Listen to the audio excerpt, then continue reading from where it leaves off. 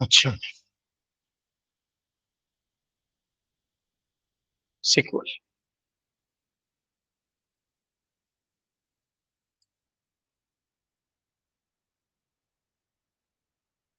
अच्छा।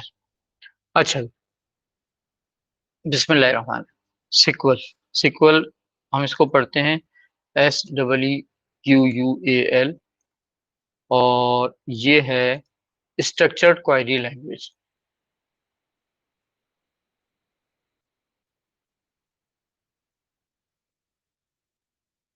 ठीक है, ये हमारे पास एक लैंग्वेज है।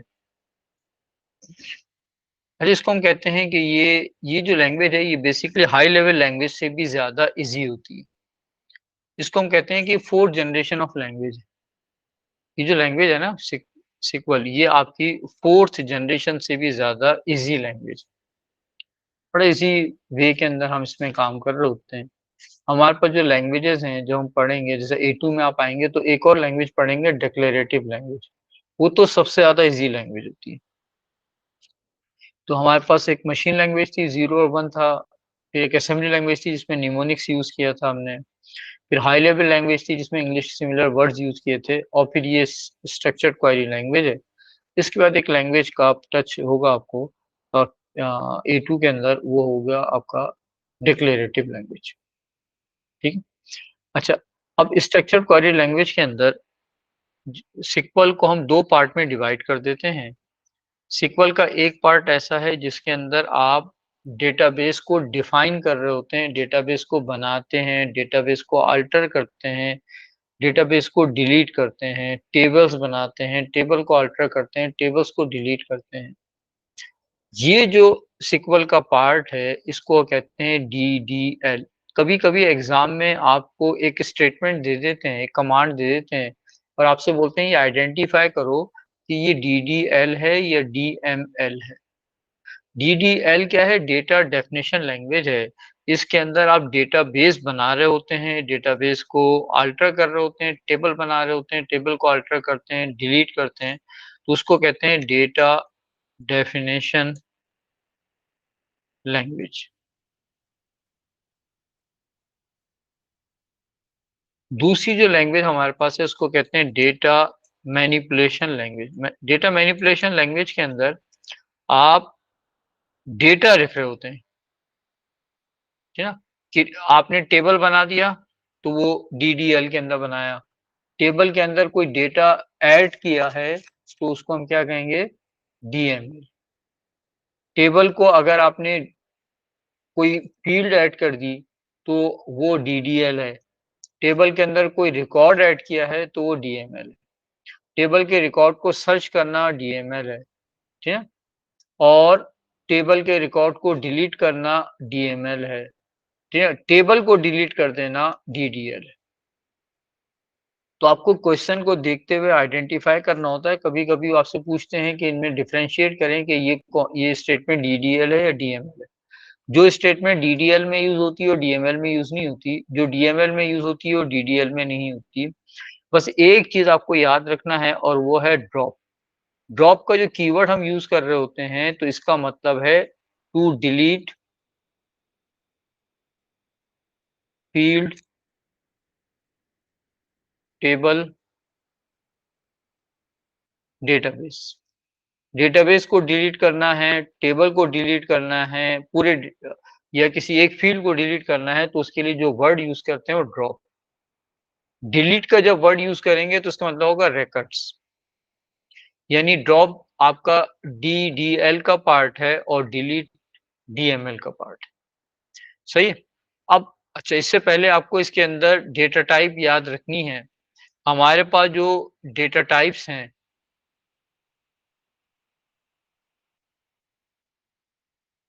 वो डेटा टाइप्स क्या क्या हैं भाई? अगर मैं DDL की बात करता हूँ तो DDL के अंदर हम डेटा टाइप्स भी यूज करते हैं। तो हमारे पास जो डेटा टाइप्स हैं वो आपको जहन याद रखनी है।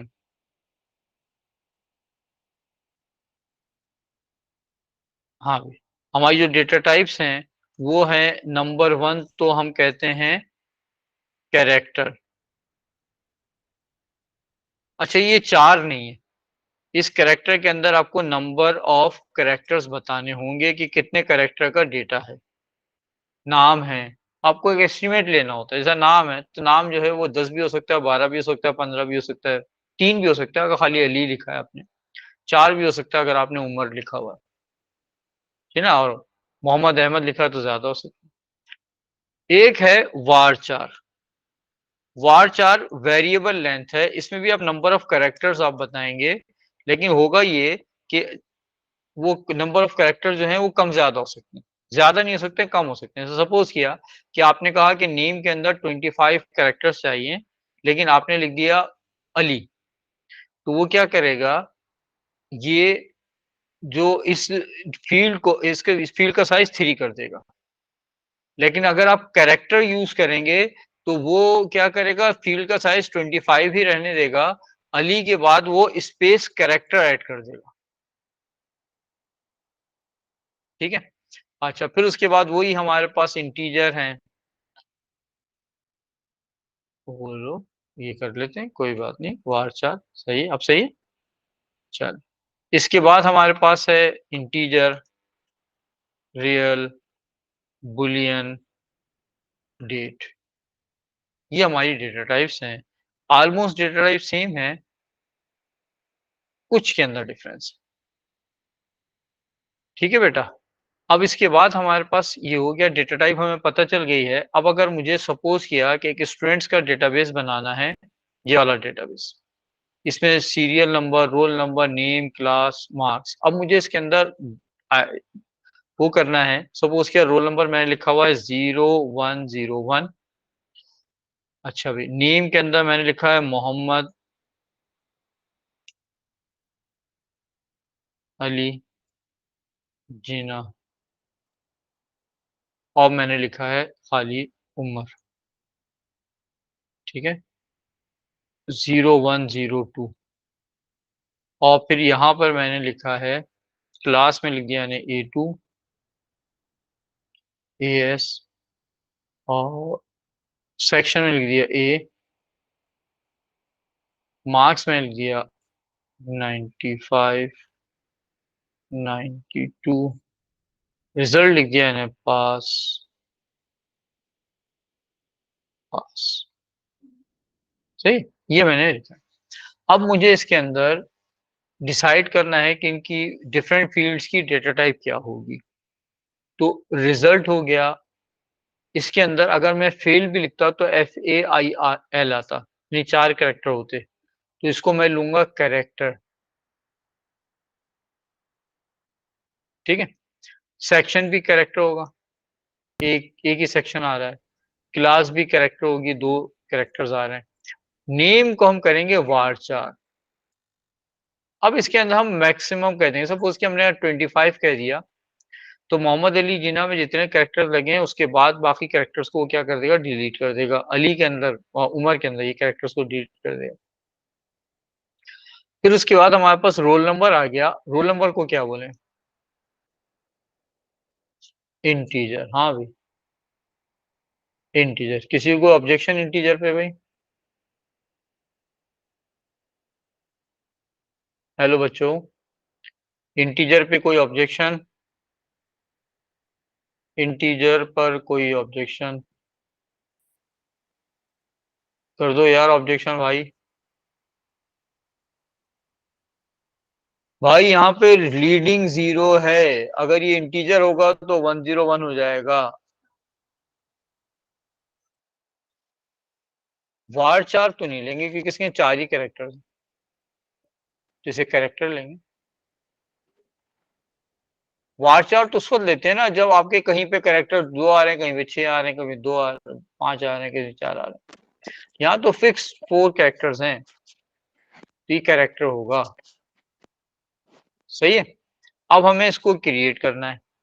इसको क्रिएट करने की कमांड क्या है, भी हम लिखेंगे क्रिएट स्टूडेंट। ठीक है, डेटाबेस बना लें, चलें डेटाबेस बना लिया हमने, स्कूल, और इसमें क्रिएट, अच्छा यहाँ पे मैंने सेमीकोलन लगा दिया, हमने लिखा क्रिएट टेबल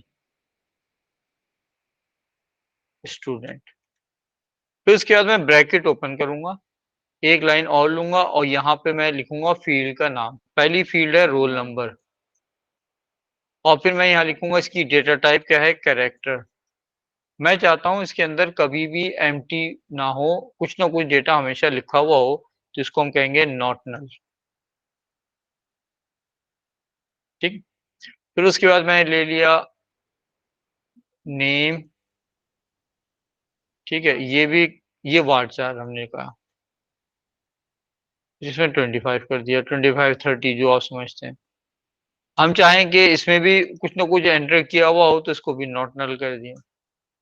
फिर उसके बाद हमने क्लास ली है, और हम ये चाहते हैं कि अगर हम स्टूडेंट की क्लास लिखना भूल जाएं या हमें मालूम नहीं हो तो भी ये रिकॉर्ड को एक्सेप्ट कर ले, तो हम इसको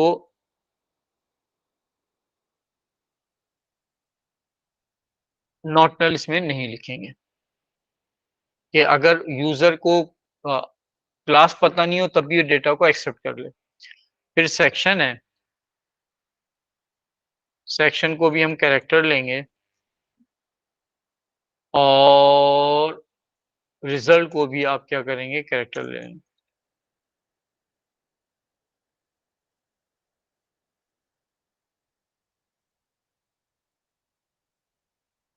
सही। अच्छा, अब इसके बाद आप यहाँ पे मेंशन करेंगे कि ये चाहिए प्राइमरी की।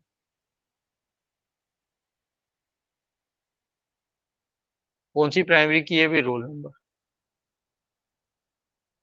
ठीक है, फिर यहाँ ब्रैकेट क्लोज करके सेमी कॉलन लगा दें। सही है। चल, ये तो हो गया टेबल को क्रिएट करना। कभी कभी आपको टेबल में किसी फील्ड को डिलीट करने का बोलता है, ठीक है ना। तो सपोज किया आपसे कहते हैं कि भाई सेक्शन हटा दो, सेक्शन के में नीड नहीं है। ठीक। तो अब इसके लिए हम क्या करेंगे, हम कहेंगे अल्टर टेबल स्टूडेंट, और हम लिखेंगे ड्रॉप। क्या ड्रॉप करना है, सेक्शन।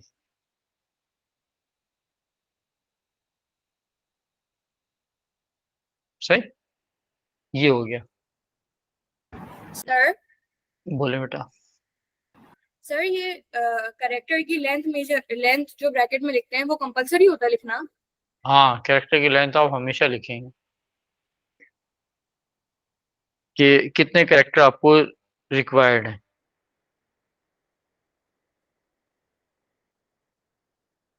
ठीक है सही। सर। अच्छा, आगे बढ़े। ये हो गया। अब इसके बाद हमारे पास क्या है कि ये हमने अल्टर टेबल कर दिया, ड्रॉप कर दिया सेक्शन को। कोई ऑब्जेक्शन इसके अंदर नहीं। अच्छा, ये भी हो सकता है कि आपसे बोलें कि भाई इस टेबल के अंदर जो है वो सब्जेक्ट ऐड करना है या ग्रुप ऐड करना है, ठीक है ना, या फैकल्टी ऐड करना है, तो हम करेंगे alter table student add faculty. इसकी डेटा टाइप हमने लिखी करेक्टर, और सपोज कि हमने कहा 10 ले लिया। अगर आप ये समझते हैं कि इसके अंदर 5 भी आ सकते हैं, 6 भी आ सकते हैं, 10 भी आ सकते हैं, तो इसको आप वार कर देंगे। अगर आप ये समझते नहीं फैकल्टी फिक्स 10 कैरेक्टर्स की है, तो 10 कैरेक्टर ले लेंगे। ठीक है। तो अगर आप ये समझते हैं कि नहीं फैकल्टी जो है कोई साइंस भी हो सकती है, कॉमर्स भी हो सकती है, प्री मेडिकल भी हो सकती है, प्री इंजीनियरिंग भी हो सकती है, बिजनेस ग्रुप भी हो सकता है, तो आप इसे व्हाट्सएप दे दें। सही। तो ये क्या किया अभी हमने। कभी कभी ऐसा भी होता है कि आपकी फील्ड में आपके टेबल के अंदर सिंगल प्राइमरी की नहीं होती है, मल्टीपल प्राइमरी की होती है। जैसे आपको सपोज किया स्टूडेंट्स का प्रोग्रेस रिपोर्ट बनानी है, तो आप क्या करोगे, एक टेबल बनाओगे जिसमें स्टूडेंट का रोल नंबर होगा और उसका सब्जेक्ट होगा, उसके मार्क्स होंगे। ठीक है ना। तो और अगर एक स्टूडेंट जो है वो हर महीने एग्जाम में अपियर हो रहा है, तो मंथ भी होगा। तो हम एक नया टेबल बना लेंगे, क्रिएट टेबल प्रोग्रेस। सही। यहाँ पे क्या लिखेंगे हम, एक तो आएगा आपके पास प्राइमरी रोल नंबर आएगा, तो आपने क्या किया, रोल नंबर ले लिया। इंटीजर है यानी क्या है, इस 4, कैरेक्टर है 4। फिर आपने क्या ले लिया, सब्जेक्ट ले लिया या मंथ ले लिया। ये क्या होगा, कैरेक्टर ले लिया आपने 3। सही। तीन मंथ, मार्च है MER कर दिया, अप्रैल है APR कर दिया, इस तरह। चाहे तो पूरा ले लें। दिसंबर के अंदर देखिए कितने आते हैं, DECEMBER, और जुलाई में 4। ठीक है। तो आप 8 भी ले सकते हैं, तो 8 और 4 हो जाए, तो इसके लिए वार 4 ले लेंगे फिर आप। कोई महीने से बड़ा तो नहीं होता है। अक्टूबर, नवंबर, NOVEMBER, 9 बन रहा है। सही। मंथ हो गया। फिर उसके बाद इसके मार्क्स हो गए, ये इंटीजर हो गए, और फिर इसका रिजल्ट हो गया स्ट्रिंग, कैरेक्टर 4। ठीक है। अब यहाँ पर आपको क्या करना पड़ेगा, ये बताना होगा प्राइमरी की क्या है।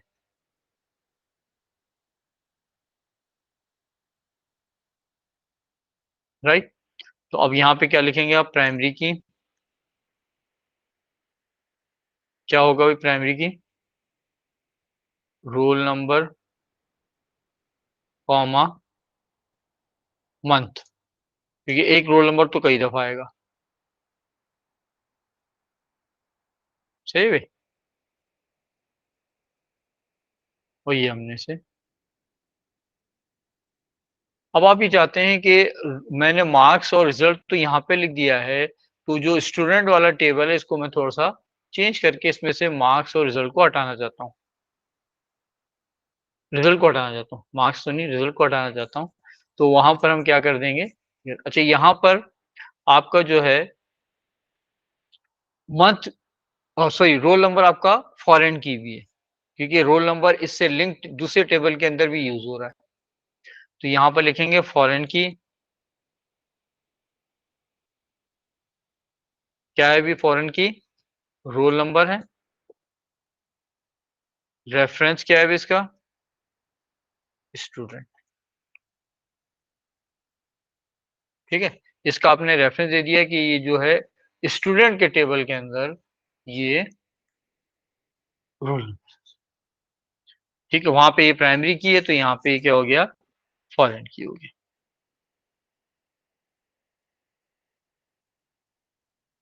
ठीक है। चल नोट करने था जल्दी से।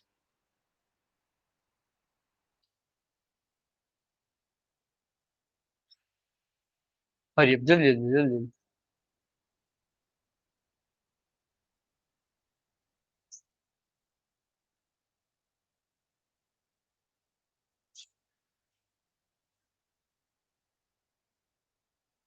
कभी कभी ऐसा होता है कि हम प्राइमरी की ऐड करना भूल जाते हैं, तो हम बाद में भी ऐड कर सकते हैं, उसके लिए हमें टेबल को अल्टर करके प्राइमरी की ऐड करना होगा।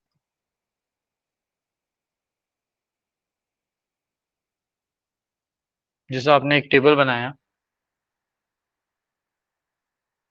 Create table subject.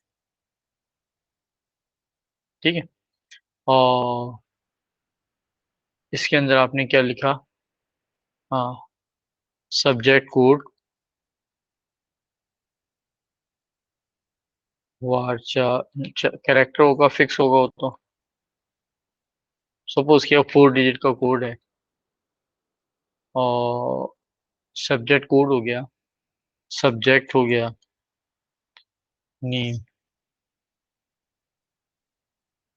वार 4, ये हमने कर दिया 12। सही।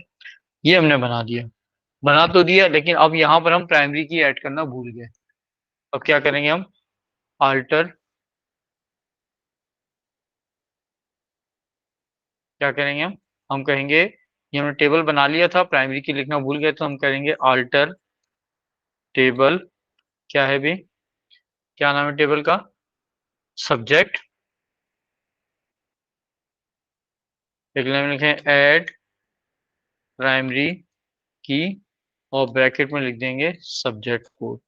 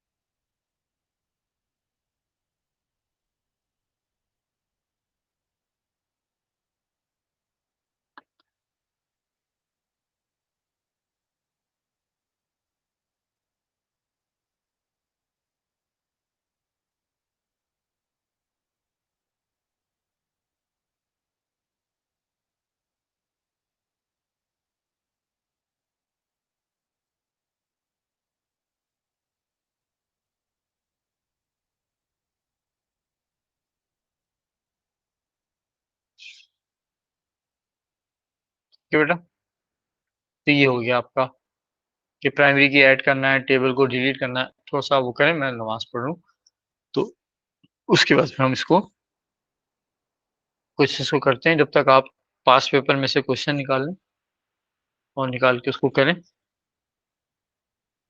ठीक है, जब तक आप पास पेपर निकालें और सीक्वल के क्वेश्चंस को निकालें और करें, मैं जब तक मैं नमाज पढ़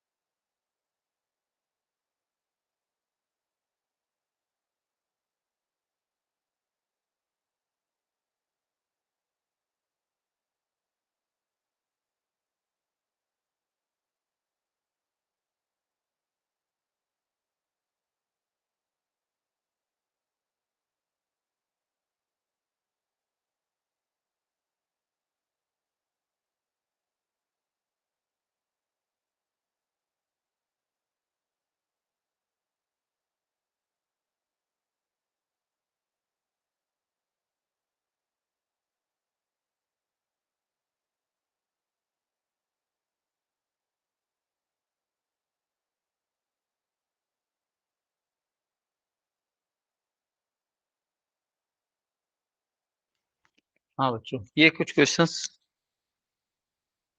अच्छी बात है। चलो, ये तो हो गया सिक्वल। अब देखते हैं जब क्वेश्चन सॉल्व करेंगे तो हो सकता है कुछ आ जाए चीज ऐसी।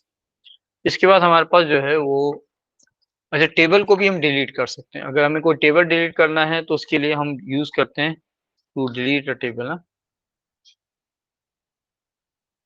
हम क्या करते हैं, हम लिखते हैं ड्रॉप टेबल और उसका नाम, जिस समय सब्जेक्ट को डिलीट करना। हम डेटाबेस को भी डिलीट कर सकते हैं, टू डिलीट डेटाबेस। हम क्या लिखेंगे, ड्रॉप डेटाबेस, उसका नाम। हाँ बेटू, टेबल नहीं होता, एक टेबल, डिलीट करेंगे, डिलीट टेबल नहीं रखेंगे। डिलीट टेबल उसका नाम है, डिलीट टेबल। नहीं, डिलीट का वर्ड नहीं है, ड्रॉप का वर्ड। अगर आपको टेबल को डिलीट करना है तो उसके लिए आपको ड्रॉप का कीवर्ड यूज करना है। डिलीट का कीवर्ड हम रिकॉर्ड के लिए यूज करते हैं, राइट। अच्छा भाई, ड्रॉप डेटाबेस हमने कह दिया स्टूडेंट, तो इसके अंदर जो कुछ भी होगा वो सब कुछ डिलीट हो जाएगा। सही है। अल्टर कर सकते हैं, अल्टर करके टेबल को में कोई चीज ऐड कर सकते हैं, अल्टर कर सकते हैं to to delete a field, एक फील्ड को भी डिलीट कर सकते हैं। जैसे हमने कहा कि अल्टर टेबल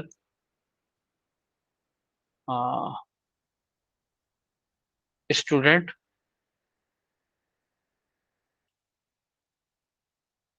और हमने कह दिया ड्रॉप रिजल्ट। ये क्या करेगा, इसमें से रिजल्ट को डिलीट कर देगा। ये यहाँ पर डिफरेंट। इसके बाद हमारे पास क्या है कि हमसे कहते हैं कि आपको कुछ डेटा है जो टेबल के अंदर स्टोर करना है। अब हमारे पास सपोज क्या है कि टेबल है, ये टेबल है, इस टेबल के अंदर, इस टेबल का नाम है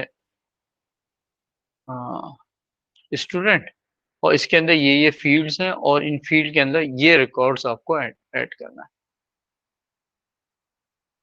अच्छा, तो रिकॉर्ड्स को ऐड करने के लिए जो कमांड यूज होंगी वो होगी डीएमएल,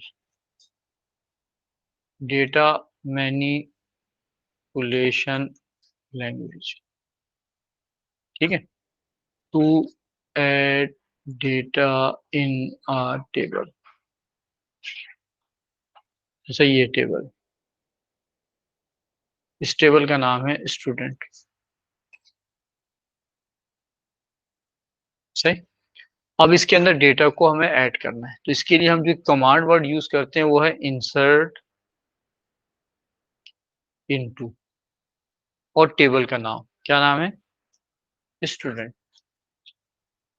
फिर आप वो फील्ड्स लिखेंगे जिसमें एंट्री करनी है। अगर सारी फील्ड में एंट्री करनी है तो सारी फील्ड लिखने की जरूरत नहीं है, लेकिन अगर आप कुछ फील्ड में एंट्री करना चाहते हैं तो हम फील्ड के नाम लिखते हैं। जैसा मैं सारी फील्ड का नाम लिखा हूँ, लिख दे तो भी अच्छा है, नहीं, roll number, name, class, section, marks, result. ठीक है, फिर हम लिखेंगे वैल्यूज, और फिर ये वैल्यू लिख देंगे जो आपको ऐड करनी है। सर 10101 है, ये रोल नंबर में चला जाएगा, जो पहले लिखा हो वो पहले इसमें चला जाएगा। फिर हमने लिखा मोहम्मद अली जिना,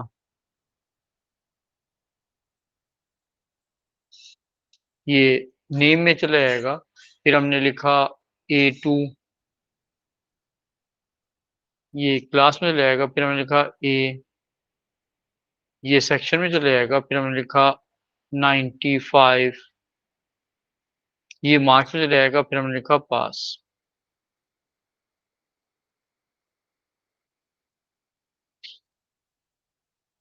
सही। ये फील्ड में सपोज किया कि हम चाहते हैं कि पास यहाँ ना लिखें, बाद में एंट्री करें। ठीक है ना, हम पास अभी नहीं लिखना चाह रहे हैं, हम चाह रहे हैं पास यहाँ पर हम किसी फार्मूले के यूज करते हुए कर देंगे कि यहाँ से मैंने पास को हटा दिया।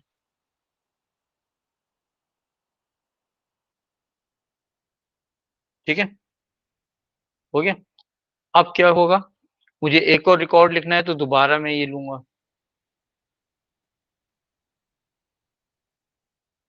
अब के मुझे इसमें डालना है, अच्छा पहले वाले में 0101 था, मैं वो लिखना भूल गया।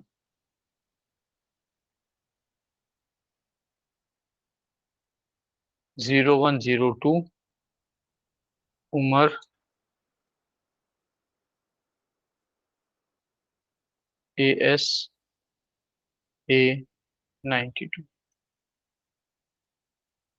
सही।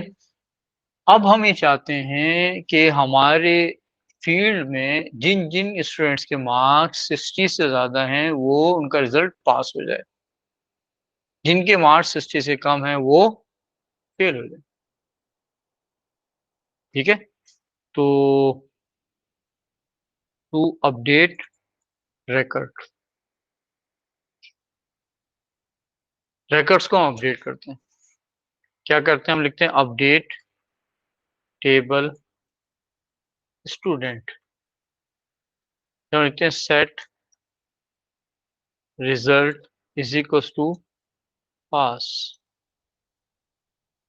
Where marks is greater than equal to 60। ठीक है। अच्छा, फिर आपको फेल भी मेंशन करना है, दोबारा ये कमांड चले अपने। आपने कहा कि update student set result is equal to fail where marks is lesser than 60। ये देख लेंगे, ये नोट कर लें, इसका कोई क्वेश्चन आपको एग्जाम में अभी तक नहीं आया। ठीक है, ये नोट कर लें कि आप जो है, अच्छा यहाँ पर वेयर की कमांड जो है बेसिकली इफ की कमांड है। इफ के लिए हम वेयर यूज करते हैं।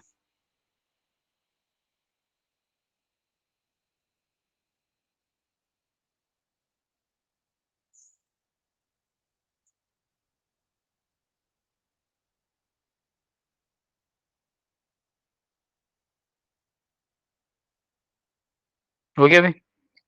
अच्छा भाई, अब इसके बाद अगर आपको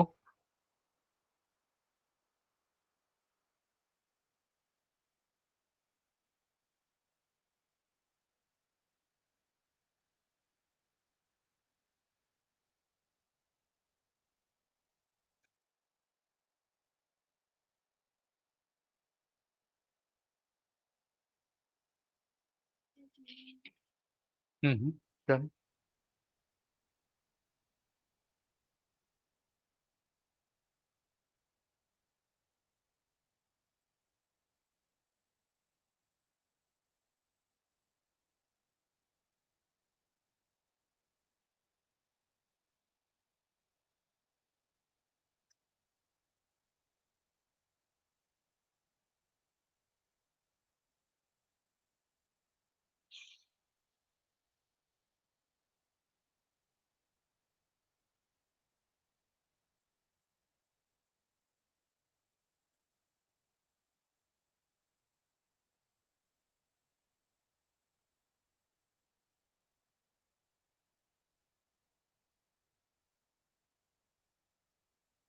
सही।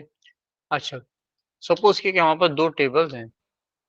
एक टेबल के अंदर हमने मंथ मार्क्स रिजल्ट और ये लिखा हुआ है, और दूसरे टेबल के अंदर हमने roll number name class section लिखे। ठीक है, दो टेबल है हमारे पास, एक टेबल के अंदर ये चीजें लिखी हैं।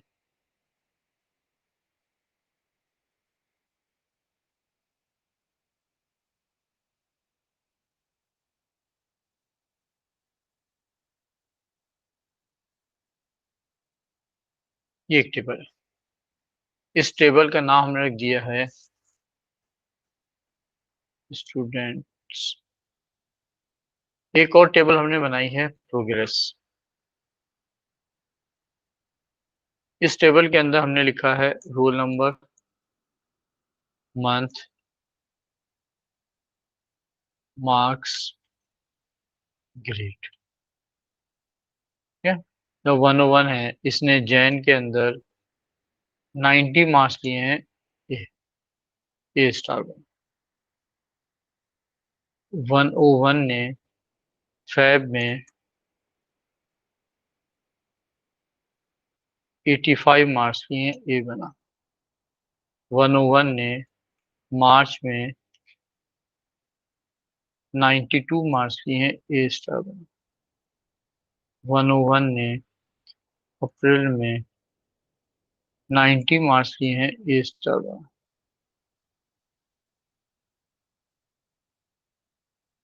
सही। 102 ने जैन में 95 मार्क्स लिए हैं ए स्टार बना। 102 ने फैब में 80 मार्क्स लिए हैं ए बना। 103 ने मार्च में 75 मार्क्स लिए हैं बी बना। 102 ने अप्रैल में 97 मार्क्स लिए ए स्टार। सही। अब ये आपके पास दो स्टूडेंट्स का डेटा पड़ा हुआ है। स्टूडेंट्स के टेबल के अंदर नाम और क्लास है, और मार्क्स के टेबल के प्रोग्रेस के टेबल के अंदर इनके मार्क्स लिखे। अब हम ये चाहते हैं कि इन दोनों टेबल में से, अच्छा यहाँ पे हमने जब टेबल बनाया था तो हमने इसको कंपाउंड प्राइमरी की बना दिया था,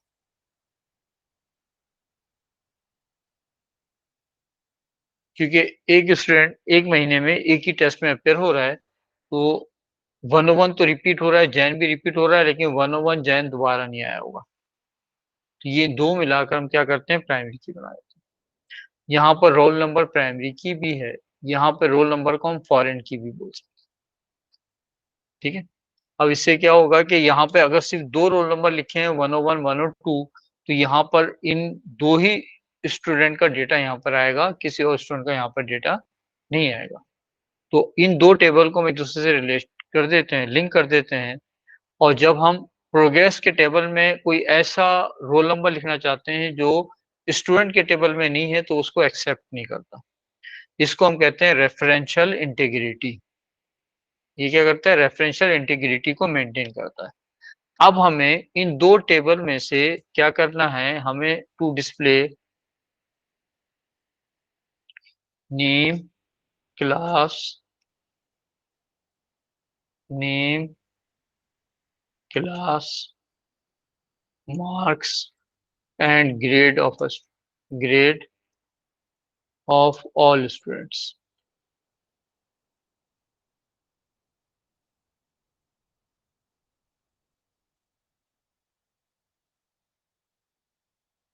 सही। हमें क्या करना है, नेम क्लास मार्क्स और ग्रेड हर स्टूडेंट का बताना in all months in the month of, चलो खाली एक ले लेते हैं, ऑफ जैन। सही। कोई भी चीज डिस्प्ले करने के लिए डिस्प्ले का वर्ड यूज नहीं करते, हम सेलेक्ट का वर्ड यूज करते हैं। हम लिखेंगे सेलेक्ट। क्या डिस्प्ले करना है अभी, नेम क्लास मार्क्स और ग्रेड। ठीक है। अच्छा, कहां से सेलेक्ट करना है, फ्रॉम स्टूडेंट। सही है। अब लिखेंगे इनर ज्वाइन, किससे इनर ज्वाइन हो रहा है, प्रोग्रेस से। ठीक है ना, क्योंकि स्टूडेंट के टेबल में मार्क्स और ग्रेड नहीं है, और प्रोग्रेस के टेबल में नेम और क्लास नहीं है। ठीक है। तो हमें क्या करना होगा, इसको इनर ज्वाइन करना होगा। अच्छा, इनर ज्वाइन किस चीज पे करेंगे, हम इनर ज्वाइन करेंगे रोल नंबर पे, क्योंकि दोनों यहाँ पर है। तो हम कहें ऑन, क्या है भी, student dot roll number comma, बल्कि is equal to progress dot roll number. ठीक है। वेयर मंथ कौन सा, कहाँ का मंथ भाई? स्टूडेंट का मंथ नहीं, प्रोग्रेस का मंथ। हाँ, क्या बोला आपने? इज इक्वल टू जनवरी।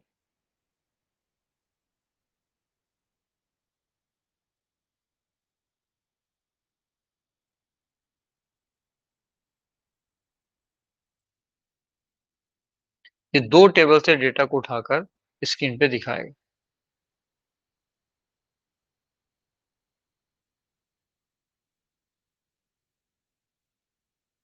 खाली इनर ज्वाइन ही मुश्किल है, बाकी तो सब कुछ सही।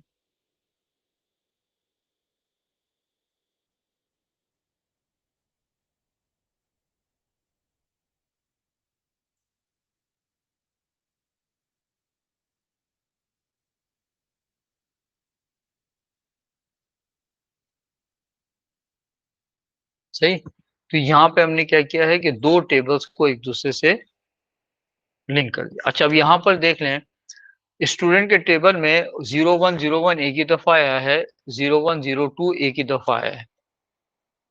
अच्छा, ये दोनों के दोनों टेबल जो हैं, इसमें ये इसके थ्रू एक दूसरे से ये क्या है, लिंक्ड है।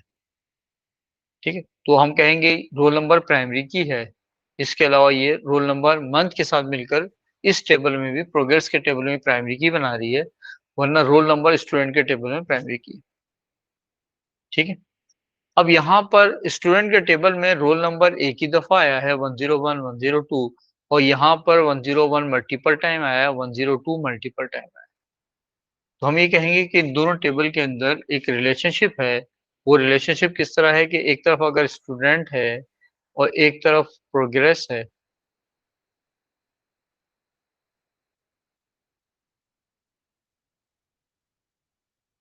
इनके बीच में जो रिलेशनशिप होगा, वो रिलेशनशिप होगा कि स्टूडेंट के टेबल में रोल नंबर एक दफा आएगा और यहाँ पर मल्टीपल टाइम, 1 to मैनी का रिलेशनशिप। ठीक है। अच्छा, अब इसी तरह इसके अंदर जो है आपके पास सिक्वल की कमांड्स हैं, उसके अंदर मोस्टली सिक्वल की कमांड के अंदर आपको डिस्प्ले करना है। अब ये भी बोल सकता है कि आप जो है एवरेज मार्क्स निकाल लें, रोल नंबर 101 के एवरेज मार्क्स निकाल दें, रोल नंबर 101 के जो है वो सम निकाल दें मार्क्स का, ये भी बोल सकता है। वो बोल सकता है कि जैन का एवरेज मार्क्स निकाल लें, फेब के एवरेज मार्क्स निकाल लें, जैन के मंथ में हाईएस्ट मार्क्स निकाल लें, फेब के मंथ में हाईएस्ट मार्क्स निकाल लें। अब ऐसा ये भी काम हम कर सकते हैं। हम कहते हैं to display total marks of roll number 102।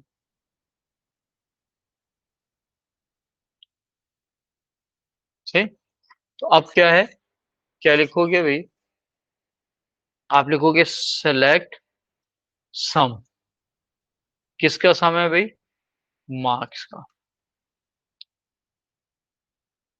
ठीक है, फ्रॉम, कहां से निकाल रहे हैं आप? प्रोग्रेस से। Where, where roll number is equal to 0102।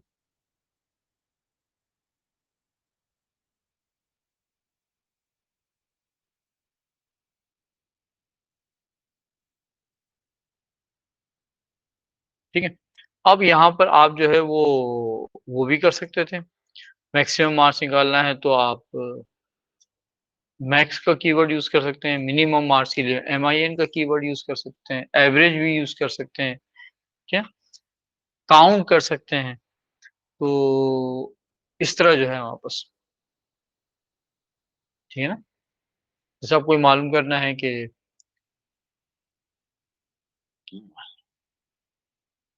B grade कितने स्टूडेंट्स के आए हैं, ए ग्रेड कितने स्टूडेंट्स के आए हैं, क्या, तो ये सारे काम भी हम इसके अंदर कर सकते हैं। हाँ भाई, बोलें। अब इसके अंदर आप क्या करें कि सिक्वल के सारे एक साथ बैठकर सिक्वल के सारे पेपर कर लें आज बैठ के, ताकि अगर आपको कोई प्रॉब्लम आती है तो कल सुबह की क्लास में मुझसे पूछ लेना, ठीक है ना। सुबह जो 12 बजे हमारी क्लास होगी उसमें आप तो नहीं पूछ सकोगे, आपका तो पेपर है मैथ का, लेकिन आप 12 बजे क्लास में पूछ लेना। और फिर भी कोई प्रॉब्लम आती है, कल इसी टाइम इंशाल्लाह दोबारा क्लास करेंगे, तो उसके अंदर आप मुझसे पूछते रहना, ठीक है बच्चों।